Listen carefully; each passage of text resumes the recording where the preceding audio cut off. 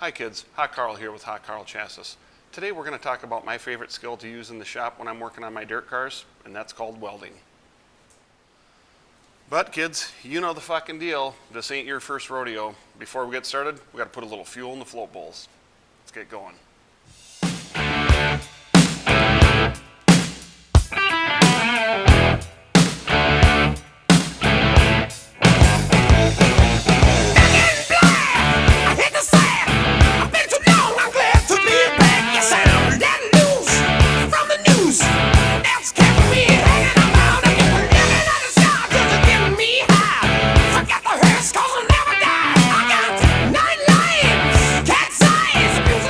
So we're going to take a look at a couple of different welders that I use here in my shop.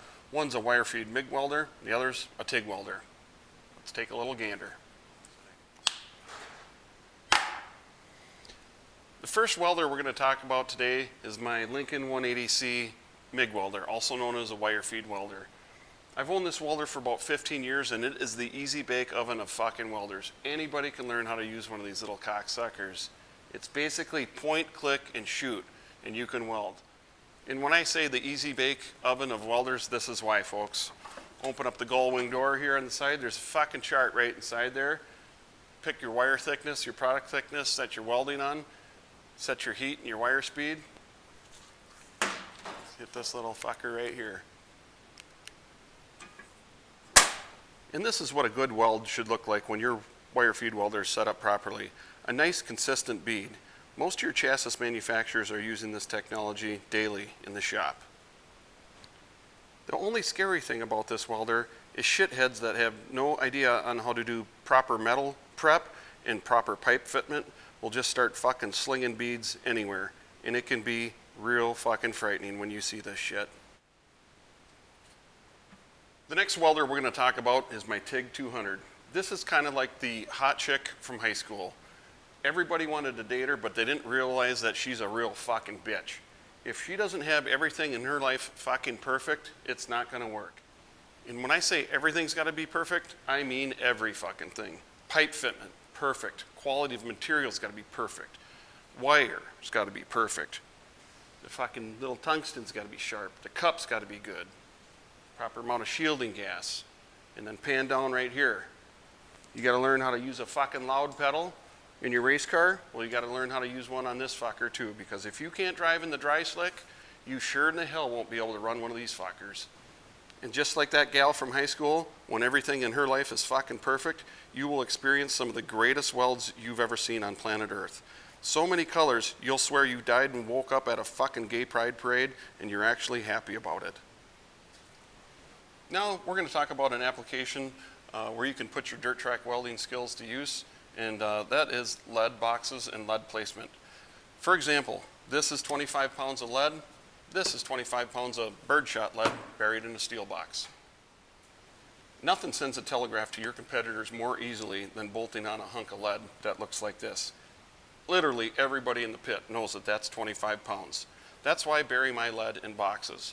They don't know if this has got 25 pounds of birdshot in it or if it's got fucking oxygen in it. And unlike your angle finder that always tells the truth, this fucker's lying to you.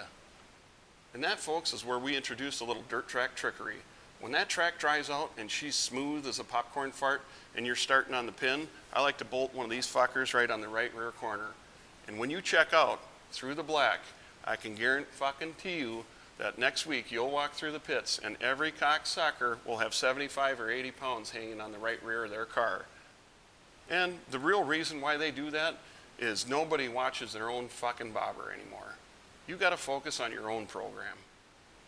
Our sanctioning body now requires us to weld our car number and name on any bolt-on exhaust components. For example, here I run a 2-into-1 and weld your name and number onto any lead boxes. So let's go ahead and try out those new TIG welding skills.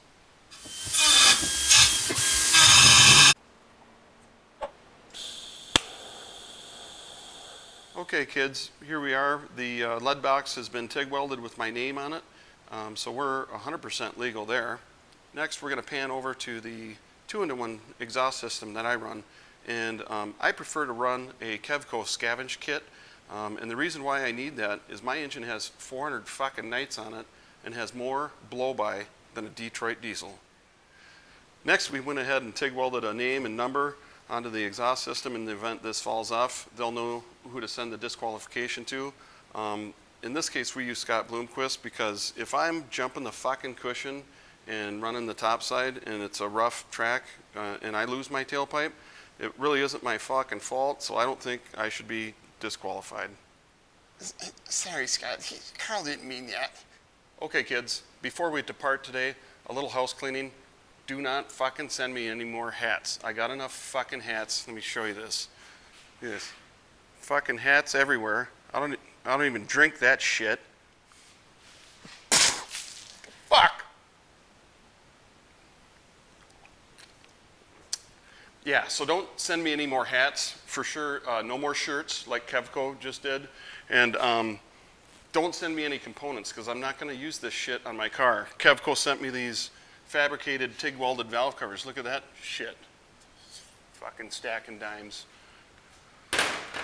This one even has the AN fitting in it for the evac kit, which I'm not running. Fucking evac tank, all TIGged up. Petcock for draining moisture. This fucking check valve, the hose, AN fittings, all the stuff you need to hook it up. One fucking kit, one part number. If you can't run an evac kit, at least you can run a breather kit with the fucking thing down there.